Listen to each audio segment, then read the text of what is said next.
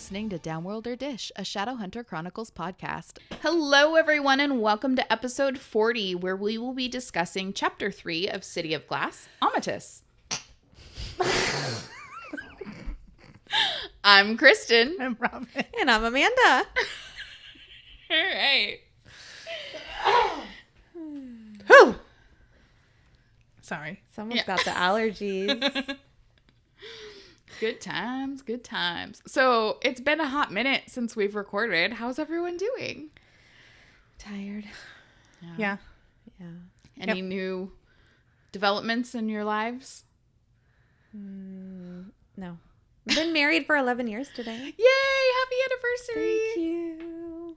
I don't spend it with my husband. I spend it with them. These girls right here. We're Right? more important. Bam. Obviously. Bitches. Obviously. Obs. That's all. That's all I got going on. Yeah, we got sick, That sucks. but we're over it now.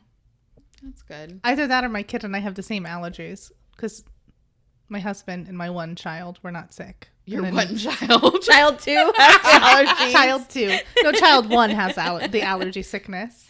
I don't know. We're fine now. That's all that matters. Yeah. Yeah. No antibiotics this time. That's Right. great. Thank goodness. Mm-hmm. My brother's got it right now. Ugh, that Yeah. sucks. Yeah. 'Tis the season. Seriously, it's all coming back. It never went away, but it's all coming back. Well, Right. none of us had like a fever or any. That's good. Like it was just really like a Like head a head cold. Mhm. Ugh. Those are the worst. I hate it when you feel like your head's going to explode and you're Yep. just like, just stop. Yeah. I'm allergic to like all the allergy medications or whatever, the cold and sinus or whatever. So I basically just have to suffer through it because nobody wants to take Advil, cold and sinus. Yeah. That shit doesn't work. Don't buy it.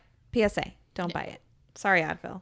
I don't know. I was rotating Tylenol and ibuprofen and my throat still hurt. It didn't do anything. Yeah. Which was weird because I was doing it every 4 hours. So Massive. That's annoying. it I was treat annoying. head colds with tea and tincture, so hashtag can't relate. Holy Like, have you moly. tried marshmallow root? It's great for a sore throat. Robin's like, I put marshmallows in my hot chocolate. Does that count? I don't like marshmallows. So. I did like gargle with salt water. Oh, that's good. And I was, because every time that I have a sore throat, I Google like, what do you do with a sore throat? And then it says it. I was like, oh yeah, I forgot about that every time.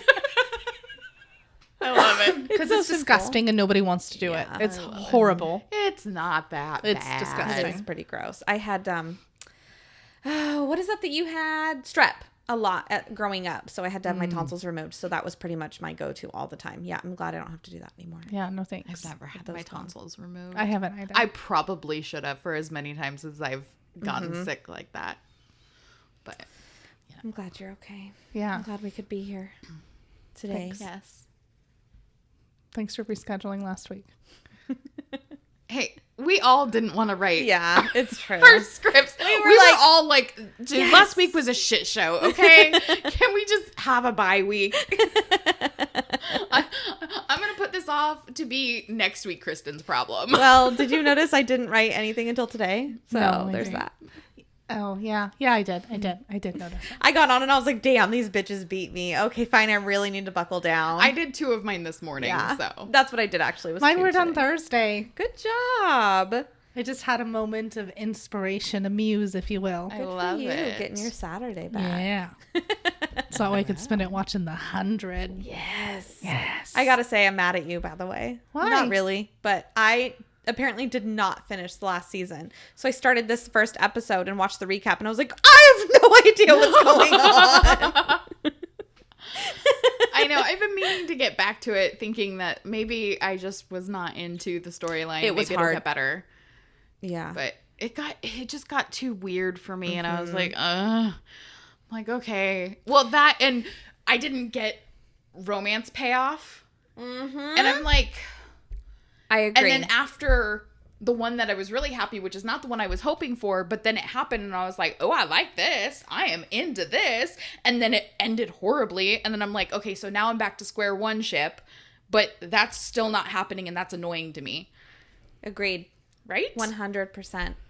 Yeah, and so then I watched the recap, accidentally, whatever, and some more weird shit happened. And you're I was like, like, wait, how am I what? supposed to watch? This looks so dumb. But Robin says it's good. I gotta keep going. I gotta push through. Push through. I will. I will start doing that. I have a lot of sewing to do in the next coming weeks because my daughter decided that she wants me to make her Halloween costume, and I'm like, that is such a quintessential mom thing. Like, I can't say no. Of course I will make your Halloween costume for you. She wants to be Oogie Boogie.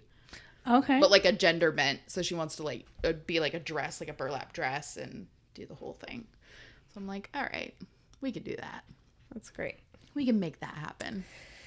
Oh, moms, we are. Right? Quickly, have you watched Peaky Blinders? You will love. It's on my to watch list. I just haven't put aside the time to do it. So years ago, someone had told me, oh, you're going to love it. You got to watch it. And so I watched the first episode and I was like, yeah, whatever. You have to get through episode 2. Once you do, you are hooked and you cannot stop. It is so fucking good. And Cillian Murphy is like delicious. What is it on? What platform? Netflix. Okay. It's a BBC show, so you know it's I know good. I like it. Yeah. And it's like it's in the 20s. I am really Delicious. sad that I can't watch the Young Offenders TV show. I am like gutted. It's heartbreaking. Like, I don't know how else to describe it. The internet is like everywhere. It's crazy that you can't get it. I think it's because it's licensed. Interesting. Like, it's not because I thought about because it's like they're saying that it's showing on this thing called the BBC iPlayer. I don't know what that is, but it will not work in the United States. I wonder Crazy. if you got a VPN, if you could watch it. I wonder if it's on Netflix in the UK. What's a VPN? So a VPN, hashtag not sponsored, we're kind of important, but a VPN is basically like a built-in that you put on your computer, like Honey or whatever, right? Do you know what Honey is? Okay, so like it's in the cupboard. It's a plugin. It's like a browser plugin that runs in the back of your browser. And what it does is it hides your IP address. So you can go to like Netflix, Australia, use your same login, but get all the stuff that's on Netflix Australia or Netflix UK or Netflix Canada because it's not all the same. I would have never thought about that. That makes sense. Yeah. Okay, crazy. Sounds like a lot of work. Good luck. Well, I mean, you have to pay for it. That's why, Yeah. But like fucking everybody's YouTube channel is like sponsored by NordVPN. So that's why I said not sponsored. Okay. What were we going to talk about? Okay. So Robin is going to watch Peaky Blinders. You heard it here first, folks. I'm Okay. gonna do it at some point, and it's on. I'll add it to my watch list. Yeah. Okay, so we got a message from Maddie Plus Books on Instagram, and it was not a screenshot because it was a real life book. It was a picture from her edition of City of Ashes, which was a later edition. And I am going to read you the part. So this is when in City of Ashes, when Valentine captures Maya and he says, "How old are you?" And in her version, it says 17. I'm 17 instead of 15, which was in our version. Thank goodness. And so she said, "Hey, I have a feeling you've probably talked about this already in a later podcast, but I was recently listening to the one where you guys were talking about Maya's age. In case you were wondering which episode that was, it was What's Maya's Age Again?" And she says, I bought my copies of the book about a year ago. So in whatever edition I have, her age has been fixed to 17. Love the podcast so much. Thank you, Maddie. We love you. Thank you. Lots of people like Kristen just pissed about it. Right? So I'm like, they fixed it. Remove that from our list of questions to ask Cassandra Clare. So I suppose that means that the werewolf identification as children to adults or coming of age at 16 doesn't matter in terms of the conversion of the sword. Adult's an adult. Yeah. 18 it is. Right? So unless they change that too. I don't know. Maddie, let us know. Did they change that too? So I don't know. I feel vindicated. That's all. That's great. Thank you for that. It's only like 15 episodes later, but I'm still on it because that's how we do. What is dead may never die. Right. All right. Well, what do you guys say we cut the chit chat and kick things off with Robin's recap? Previously on Downworlder Dish. Clary and Luke arrive at the Institute for her trip to Idris Elba. Her plans are cut short when she goes in and Magnus tells her about the bad news bears that happened earlier. Clary, who can't think like a reasonable human for more than 5 seconds, throws a tantrum and uses her new skills to create a portal to Idris. Luke gets hoodwinked into another one of her crazy Clary plans when the portal sucks him into the vortex with her, and they cannonball into Lake Lynn. Luke person wolfs out to pull Clary and smack the poisonous lake water from her. Meanwhile, despite Amanda's best efforts, Simon evades death and is undead once more, waking up at the Penhallow residence in Alicante. We meet Megabitch Aline and her foxy cousin Sebastian, who are making the most of the lack of supervision since the adults are all up at the guard. Alec, the chosen one, because he's the only one of age, pulls on his driving gloves as he prepares to embark on a most important mission to bring records to the guard and probably get the consul a latte? Okay, hold on. As you're reading this... It was a Dutch bro freeze. With a pink straw. Right. Don't make fun of my life right now. That's literally what Robin's holding in her hand. With a pink straw. Why is he wearing these driving gloves if they don't drive? Like, he's literally there's just... a chill in the air. It's Amanda. It's a crisp Magnus fall is rubbing off on him, I guess, huh? morning. They probably have Fashion. fur around the edges of them. They're probably like worn black where they're like faded like into a gray. Yes. But they're like mid, like, they're like mid-arm, forearm. They were his dad's. He's now going to wear dad's gloves. They were his mom's. Oh my god. So Clary and Luke are enjoying a beautiful daddy-daughter day, trudging through the Idris countryside, up sharp-rocked hills, down slippery slopes, and through fields of dense grass, all in wet clothes. Once again. Dude. What is it with Clary and wet jeans? I don't know. I am good. She's skinny, so she might not have chub rub, but a bitch has blisters because she's wearing boots. And if water gets in those boots, you're going to have some gnarly blisters on your feet. I don't care who you are. Yeah. Karma has not been kind to you, Clarissa. That's what you get for not listening to Magnus. Right? Magnus knows everything. We know this. Man. And you know this. So Clary describes Luke as, quote unquote, the world's most depressed tour guide, as he points out defining features and places along the way. Luke might be pissed at Clary for the whole creating an illegal portal thing, but it's so cute that he's still concerned enough with her education to point out things of geographical interest. Such a dad move.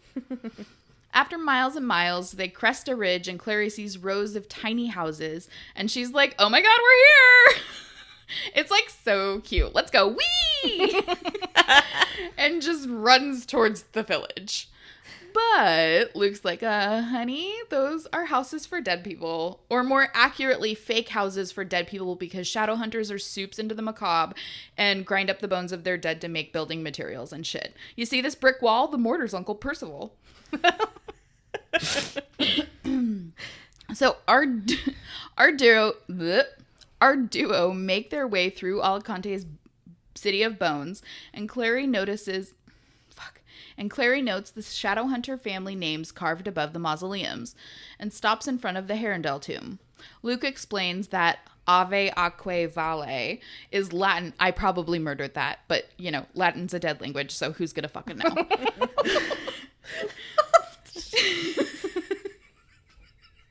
Skeleton's like, excuse me, ma'am. I'd like to speak to your manager.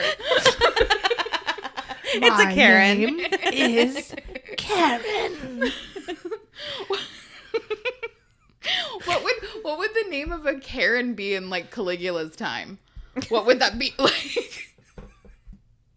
What? They're looking at each other. What? I don't know. That was just I don't know. That's just I just like, what time frame is that? Yeah, could you just say like back in the day? I don't know. Can Can you not? One episode. Could you not? Amanda, what do you think about E equals MC squared? Oh my God, that's what I was thinking too. Okay, you know what? I'm not the one with a giant Albert Einstein painting in their office, Amanda. That's my husband. It's a fib, dude. That's a red herring. It's for clout. Yes. Okay, and what times now? Caligula. So Roman. 50, yeah, Roman. You can't say antiquity? Like something else? Because that's less fancy. It is. It's no, I wouldn't have gotten that either. Really, no. I You're like supposed to Roman. be on my side. I'm sorry, I'm against you both. You're too smart for me. But gladiator. Perfect. Russell Crowe. Her name is Linda. Got it. It would probably be like Calliope? What is that? Calliope? Yeah. Yep. Or like Octavia or something. No, I like that name. Don't ruin it. That's 100. Don't do it. Oh, okay. Oh, that's right. Duh. Okay. You're gonna ruin it from saying it once. So anyway, He's like, plebes. Can I speak to your manager? so Ave Aquae Vale is Latin because everyone knows bitches love Latin. For hail and farewell. For hail and farewell. The Nephilim, like bitches, love Latin, and they say it during funerals for Shadowhunters who fall in battle. But Luke's like, okay, enough with the schooling, it's time to skedaddle. That is such a dad thing to say. I Skedaddle. really know that Luke doesn't. But I would just love him to have a Midwestern accent. Like, he's from Michigan. Oh my God. Don't you know? It would just, like, everything in my life would fall into place. It's great. Oh my gosh. So they were almost out of the woods, or creepy death village, when Clary spots a crypt with the name Fairchild and takes off faster than Kim Kardashian signing up for an ass enhancement when she saw Kylie had more followers than she did. Did that happen? Is that a thing? I don't know. Okay. It sounded good when I wrote it. It really does. So she sees Jocelyn's name on the face of the tomb and it throws her for a loop. Obviously, the Clave thought that Jocelyn was dead, right? So that would be why it was on there. Mm-hmm. And then as per usual, some crazy shit happens. So I'm gonna quote from the book. Clary gasped. She could no longer hear Luke's voice or see him standing in front of her. Before her rose a jagged hillside, gravestones protruding from the dirt like snapped-off bones. A black headstone loomed up in front of her, letters cut unevenly into its face. Clarissa Morgenstern, born 1991, died 2007. Under the words was a cruelly drawn child sketch of a skull with gaping eye sockets. Clary staggered backwards with a scream. So, it just pisses me off that the letters have to be uneven. Like, come on, get your nightmares together, okay, girl? The Shadowhunters are old school. You know, some motherfuckers chiseling that shit. I don't care. Let's draw a line, okay? Find a level. Okay, I was off. It was 3780 to 4180 is when his reign was. I thought it was 55. What are you talking about? Caligula. Caligula. I had to double check because it was bothering me. So, meanwhile, in the Glass City, Jace is manhandling Simon through the Penhallow house in search for some privacy. Jace shoves Simon into the library, but it's occupied by the youngest Lightwood. Jace tells Max to scram. I'm fanning my fiction.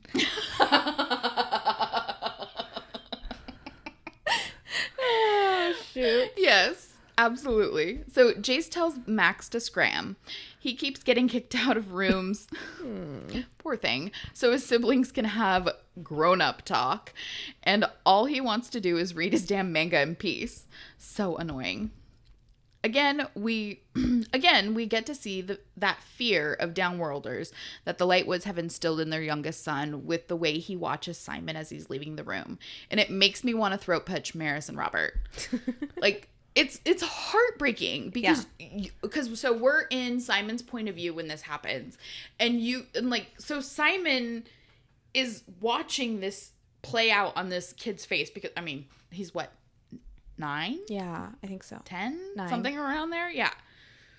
Like, so it's not like they've got a poker face. You can tell when they're scared. Mm-hmm. And he's like, and Simon's like the most harmless. You know what I mean? Like, he's just not, he's not used to being intimidating. Yeah. And so that's, I don't know, it's just really sad. I know. Amanda has no sympathy for Simon. Nope. So Jace and Simon face off, equally annoyed, but for completely different reasons. Jace is pissed Simon was about to spill the magic beans about Clary not actually canceling her plans to come to Alicante. And Simon is weirdly pissed that Jace was flirting with Aline when it's obvious he and Clary have a thing. See, even Simon ships it. I'm just saying. Jace is all blah, blah, blah. She's my sister, blah, blah. But Simon is smarter than that. And he was at the Sealy court. He knows what's really up. Yeah. Like that meme that I sent today. That was great. So Jace, of course, can't help himself and just has to be a dick, saying, quote, I bet you remember that. Burned into your brain, isn't it, vampire? Fuck, really? Really? I can't imagine talking like that to people. Right? It's great. I mean, it must be freeing. Like, Yeah. I can't wait until I'm like 80 and then like nothing matters what I say and I can just say whatever the fuck I want. But Jace is not there yet. He hasn't earned the right. Yeah. So He's not even an adult. yeah, it's frustrating. I'm like, dude, childhood trauma can only get you so far. At some point, you're just an asshole. Yeah. Like, sorry, champ. So Simon sees what Jace is doing and abruptly changes course. I'm so happy. He's not taking the bait and having that argument again. Instead, he lays out his terms. If Jace wants him to lie to everyone in Alicante about Clary, he's got to do something for him. Quid pro quo, yo.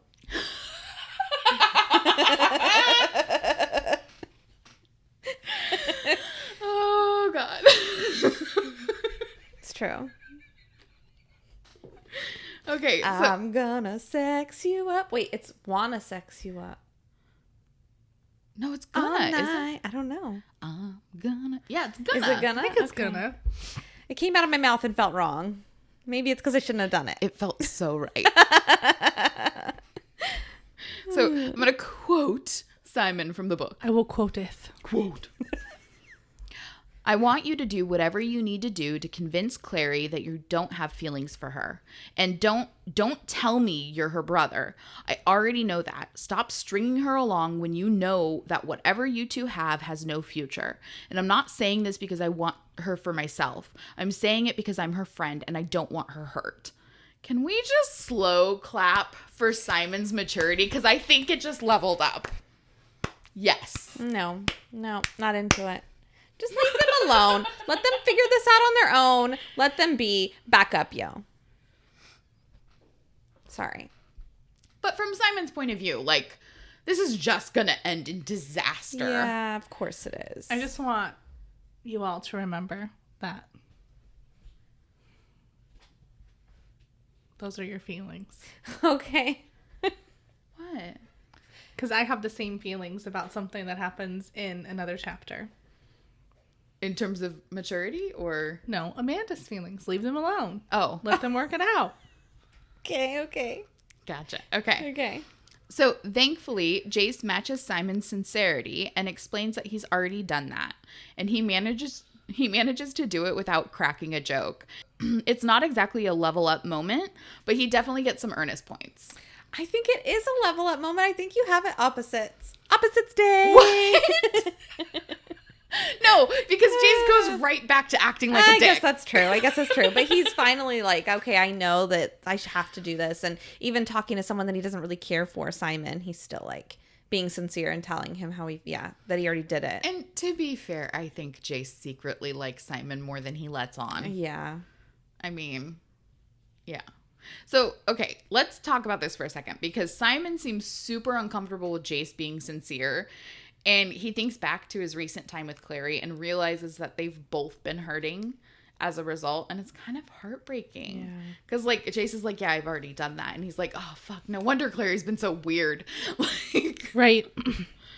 And, I mean, so your friend's in this horrible position where she's in love with somebody that it's going to end badly. Like, there's no good solution for them at this point, right? Like, what are they gonna do? And so you feel for your friend. It's like you want them to be happy, but like that's not gonna happen. Yeah. I don't know. It's sad. It is. There's nothing you can do. But I like that Simon's sticking by her, and he's not like being weird about it. He's I like, don't know. I feel like he still has some like lingering feelings, like ulterior motives. Yeah, I think he knows right now they can't be together or whatever. Obviously, he broke up with her, so he knows that. But I think he really just is like, stop hurting her. But deep down, he's really like, I don't want her with anyone.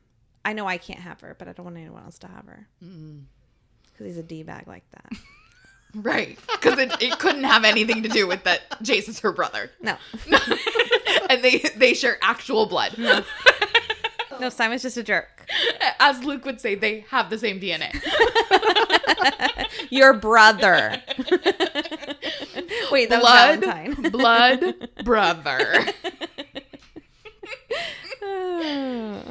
So the last of Simon's terms has to do with Daddy Dearest. Way back when, a week ago, when Clary destroyed the SSV Tang, Valentine said something in another language that Simon didn't understand, and he wanted to know what it was. And smartass Jace is back with the snark, saying, quote, "You don't recognize it? It's from the Bible, vampire, the old one. That's your book, isn't it?" Fucking sass on this motherfucker.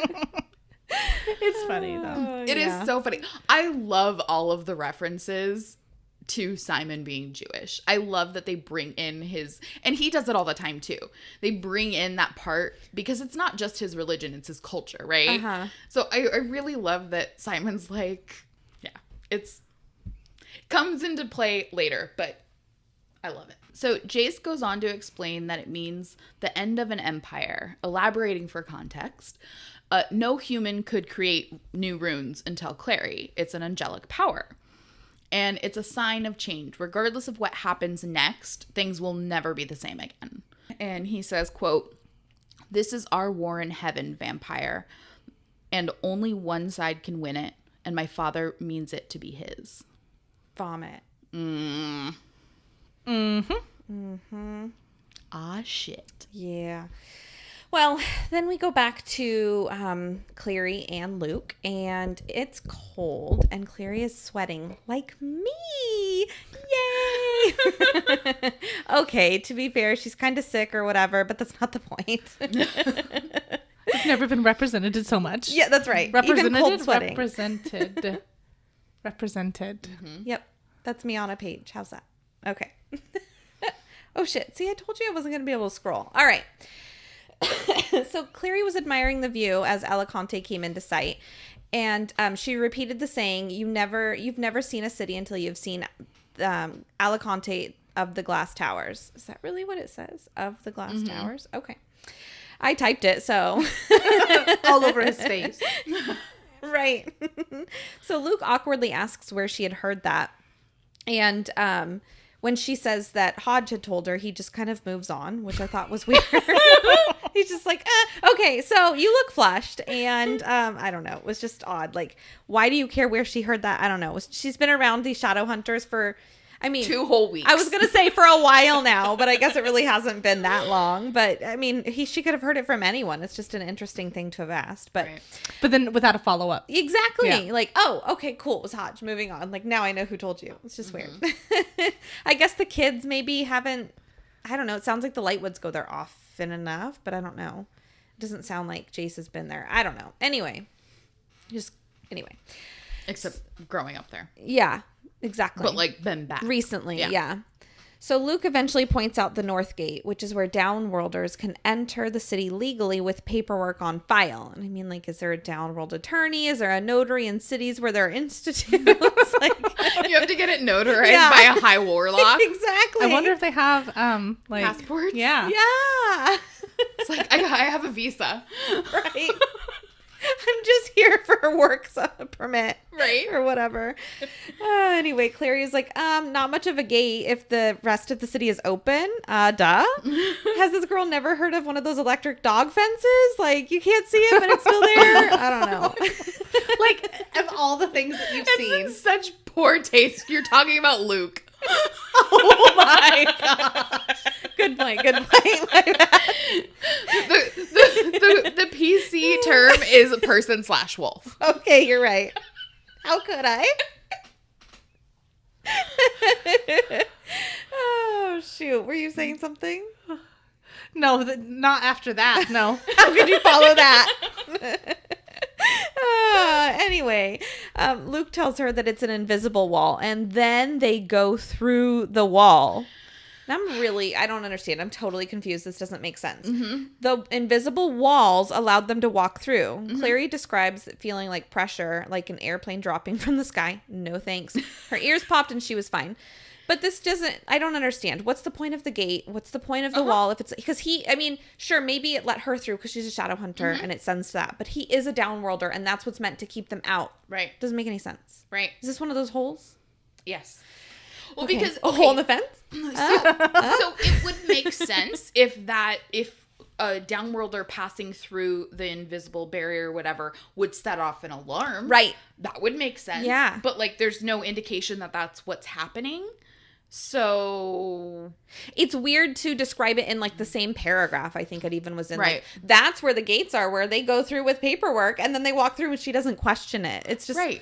I wonder if it has something to do with, like Luke does have Shadowhunter blood, regardless if it's mixed. Maybe. Yeah. So maybe if he was all Downworlder, he wouldn't be able to. That's a good point. And that would make sense, but you would think that they would explain that. You know what I mean? Like Yeah. you would think that would be addressed because it's such an obvious like. Or maybe you have to have runes. Like I'm sure his runes didn't go anywhere. Oh yeah, I don't know. Because I mean, I don't think they would get absorbed. Would they burn? Like it doesn't make sense. If something happening to them wouldn't make sense to me. I guess you know what I mean. Like they fade, sure, because they're not in use or whatever. But it's not like they go away. Well, it's the permanent runes, Right? Yeah. That's like I always wondered with Jocelyn too. Mm-hmm. I guess hers were glamored all the time so Maybe. that Clary couldn't see them because she had scars all over, right? Well, That she had. Oh, but part of Clary it- couldn't remember. yeah. That's Part right. of it was like because of the nature of Magnus's spell, as she saw them, she would forget them. So she never. But the one on her hand, that's a permanent rune that doesn't ever fade to Maybe a scar. like random people like Simon, whoever would just think, "Oh, dude, her mom has tattoos. Cool." Yeah. Oh my god, that would be so funny. Crazy. If like it was glamored as like a snake tattoo or like a spider. barbed wire across her arm. She's Pamela Anderson. She's bro. Right? Anyway, because when I was reading it, I just thought like maybe like it would be painful for Luke, like it electrocutes your body or something like that. Mm-hmm. And they just didn't talk about the side effect of having it. I didn't think it was like it would. I thought it was a deterrent, not. Okay. Gotcha. I just assumed he makes wouldn't be sense. able to go through because what's the point of having them? I think when you like, I thought it was like the wavy sort of like Hunger Games force field kind of a situation. You get electrocuted as you like. Yeah. Ow, Okay. this is painful. Just like that. Yep. Yeah. I like it. No, I want his, but say it in a Michiganish accent. A Midwestern accent. You're the only one that can do it. this is painful. That just sounds like Woody from Toy Story. Yeah. It was bad. I need it. Like, yeah. Oh, shit. Oh, golly. Oh, golly, Clary. Then knock your sacks off. Oh, shoot. All right. Well, Clary looks like a robber. Like she's looking around like a robber. Like, oh, where do I go? And realizes that there's no one around. Really obvious. Yeah, exactly. So Luke explains that everyone must be meeting at the guard, which is good and bad. So not as many people will be there to see them, but also they'll stand out more if someone does see them. And Clary has such a teenage response. And she says, I thought you said everyone was in the meeting. Dude. Kill you. I'm gonna freaking murder you. Luke engages dad mode and is like, don't be so literal. No one under 18 is in the meetings. Like, come on, like, get it together. You know this, basically. And Luke reminds Clary that they don't have permission to be there, so they should hurry off the streets. They start heading to Luke's friend's house. And I don't know. Tell me you guys were hoping for, like, this was going to be, like, his mom. And then Clary was going to have a grandma. And then it turned out he had all these siblings. And then she all of a sudden would have this big family. They'd go there for Thanksgiving. Wouldn't that be nice? It will be. This is but just what Cassandra Clare is a crusher of dreams. Yeah. So, no. So Clary is doing her best to best snooping work, like Robin. She freaking notices everything Robin does. But she's bad at it? Yeah. Because she's really obvious? Clary's wearing, like, a black cap and stuff. Like, she's a Pink Robin. Panther music. Yeah, exactly. When you're trying to be sneaky with Robin and she's like, what do you mean? And you're like, shut the fuck up.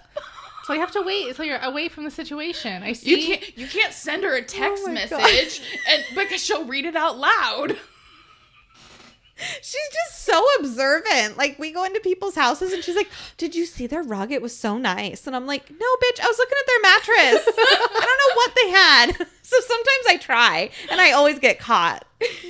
Yeah. Scoping out their shit. Yeah. That's my mom's worst fear. She hates having things delivered because she thinks everyone's a thief and they're scoping out all her good shit. Oh my God, that's amazing. No, I just want decorating ideas. Yeah. Okay, well, anyway, so Clary is doing her best snooping work like Robin, and she is looking in all of the windows and stuff, and she notices a candy shop next door to a weapons store. And seems legit. Yeah, no big deal. So then she also notices the lack of guns, and she asks Luke why there aren't any. Seems like a long time has gone by without asking this question, first of all, but whatever. So he explains to her that runes keep gunpowder from igniting, and no one has been able to figure out why. Convenient. Yeah. Because it would make everything too easy. Right? Well, I mean, you could probably still kill a werewolf with a gunshot to the head. So I'm that's the kind of thing, like, it doesn't have to be ruined. Yeah.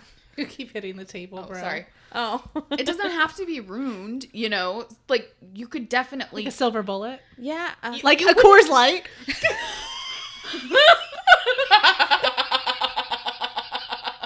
It's just like.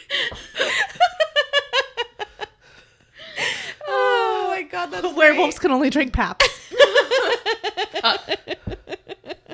Poor things. But like a headshot's gonna kill it no matter what. Yeah, right? that makes sense. And not, I'm assuming it would do a warlock too. Right? Because they just don't die from old age, but they can still die, exactly. Right? They're still Interesting. like, what's the word? They're still vulnerable. Skin bags. Like, I don't know. Yeah. Oh, shoot. That's great. Well, anyway, so we don't have guns. Okay, we'll figure that out, I guess. Whatever. That's why they have all these weird knives. Cool. Anyway, so they hear voices and start being super sneaky. Pink Panther music. Da-dum, da-dum, Yeah. da-dum, da-dum, da-dum. Clary starts to hallucinate from the water and is afraid of Luke, which fucking annoys me. Inconvenient. Yeah, well, it's just like, dude, I don't know. I guess if you're hallucinating, but like, I don't know. So he ends up having to carry her the rest of the way, and they finally get to this house that they've been going to, and Luke is like kicking the door because he can't knock. That's what I do when I have my handful of groceries and I want them to open the garage door. I do that The here big too. bad wolf is like, let me in, let me in. Yes. Open the door, put the phone down. Oh my gosh, it's true. So the woman that answers is basically like, ew, what are you doing here? And he begs her to let them in, saying he's not here for himself, but for the girl in his arms, who is Jocelyn's daughter. Amatis, this woman, allows them inside. And I really like that name too. Are these names Aline and Amethyst? Have you heard these before? Or have they just I've in heard these the name series? Aline before, but not Okay. Amethyst. I like them. I heard them Clever. in here. Yeah. That's it. Okay, so we're flickety flash to Jason and Simon, who are entering the parlor to snacks on snacks. Love it. Simon sees a bit of himself in Max, who's shut in the corner reading a book and not allowed to touch the wine, and probably feels as outcast as he does himself. I hope he's not allowed to touch the wine. He's like 9. How bored must he be? My kid would be dying for like a DS or whatever it is the kids play with nowadays. A Game Boy. Their phone, I guess. I don't know. Yeah. But yeah, with no electronics, he's literally just has that magazine, right? It's crazy. And like chess to No play one to talk alone to. because Yeah. no one will play with him. Yeah, where are the other kids his age? Like, Yeah. why isn't he at a friend's house, with someone their age? Very you know? good point. That's yeah, weird, maybe yeah. he's a Clary and he doesn't want any friends. Maybe. I don't know. Maybe he's a lone wolf. Maybe the other parents won't let him play because his mom was in the circle. Dad. was in the Half circle. of them were too. I know. Okay. So, Simon is coming around to full biffle status and is getting annoyed with Jace and Aline flirting, even though he doesn't want Jace to string Clary along. He is still TO'd that he's moving on so quickly. It truly is a moment. Ugh. Make up your mind, mofo. Anyway, sorry. Yep. Simon, I mean. I know what you meant. Jace is supposed to be miserable. He's supposed to not be with Clary, but be miserable about it. You Right. can't move on. Come on. Cool. Simon thinks about trying to spark up a conversation with Isabel, but quickly decides against it, seeing how she's getting close and comfortable with Sebastian. And just then Izzy's like, "We need more wine." I wanted to say that like Peter Dinklage and Right. Game of Thrones. More wine. I don't know. I can't say it. Tyrion. I keep wanting to say Tiberius, and I know that's not right. Tyrion. Tyrion. Okay, sorry. Tiberius. Yep. Sebastian crosses the barrier and comes over to strike up a conversation with Simon, saying that he's awfully quiet and is everything all right. Which, by the way, is so annoying and dumb. Don't do that. It's not going to entice me to talk more. Obviously, I like talking. This is why I'm doing a damn podcast. But if I'm not into it, don't point it out. It's just awkward. Nobody likes that. Yeah. Instead of pointing it out, maybe try to start up a conversation Yeah. with me instead of making me feel anxious. Yeah, don't do that. Anyway, Simon's like, duh. You're all talking about motherfuckers I don't know or about politics. And Sebastian's like, yeah, suppose you're right. We can kind of be a closed circle. And Simon's like, yeah, you are, with your downworlder hate rhetoric and that y'all despise ordinary humans. And Sebastian's like, whoa, bro. I wouldn't take it that far. Mundanes wouldn't really want us around either if they knew. We would just serve as a constant reminder that monsters are real. Spooky. Real convenient. So Sebastian looks over at Jace, who totes pulls like, I don't know, middle school garbage, which I'm not too old to enjoy, and literally was a little squirmy. Oh my god, I can't believe it. The shade. Anyway, he starts talking to Sebastian in Romanian because he's got a flex. Awesome. So, of course, I Google translated the conversation because I had to. I love you. And it's obviously not going to translate 100% to English because our language is stupid. But English is the stupidest of all the It languages. really is is. dumb. Every time I was trying to teach my daughter to read, I'm like, English is hard. You just have to memorize it. There aren't real rules. right. But anyway, this is what Google says the conversation is. So, Jace, why do you think we're listening to your conversation? Whatever. Sebastian says, you've been following me since you got here. I don't know if you don't like me or if you're so suspicious of everyone. So that one, I feel like translated better than Jace's. Yeah. But that's what it said, so I'm not going to mess with it. Yeah. Okay, anyway. Then Sebastian's like, thanks for the Romanian practice, but I'm going to go feed my cats in the kitchen. Cats in the kitchen and the silver spoon.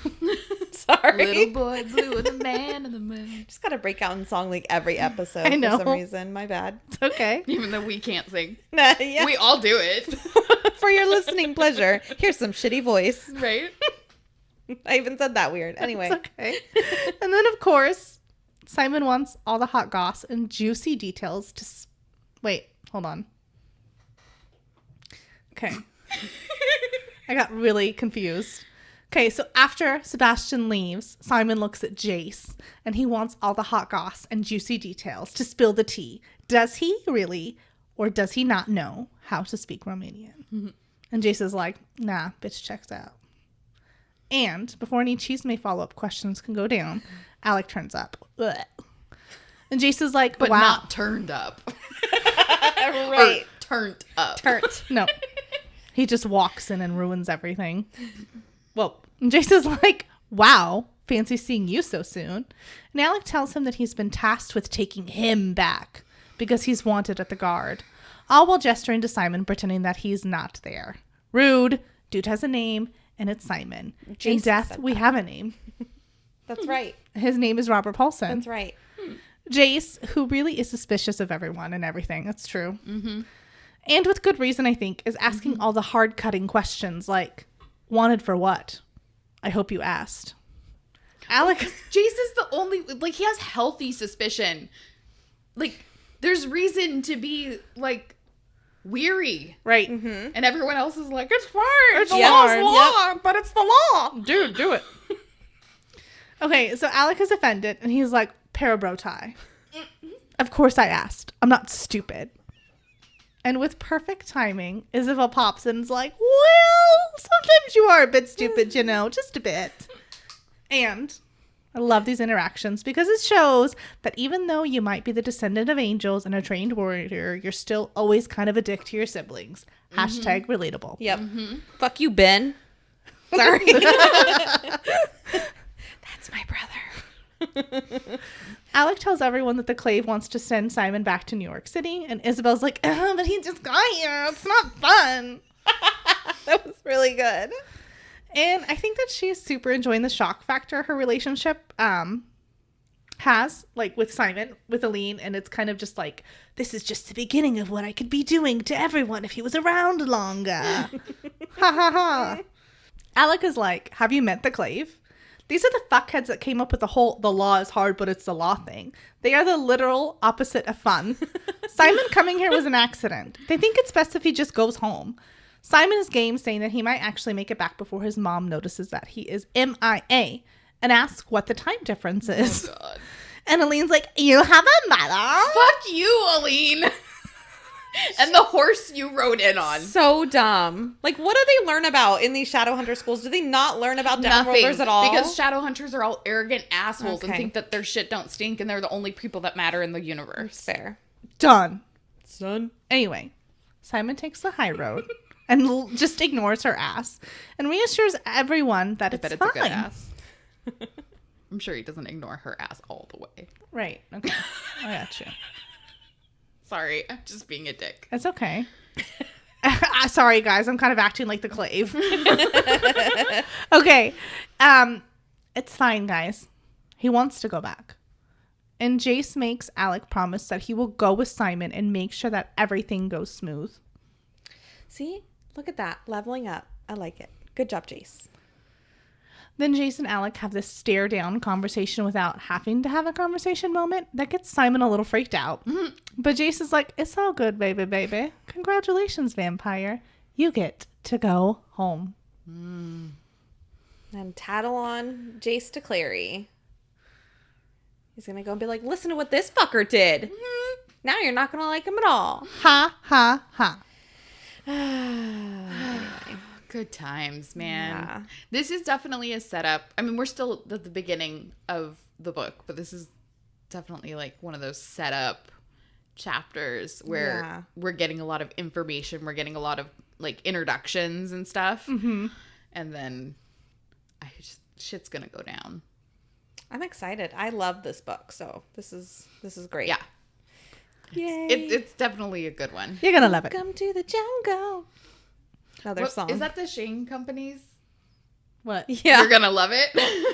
The way you said it reminded me of like the radio. Yeah, I was like, oh damn. Is it the Shane It's Company? Brian at work. Yeah. You're going to love it. He does say that a lot. It's funny. Ooh, yeah, you're going to love it.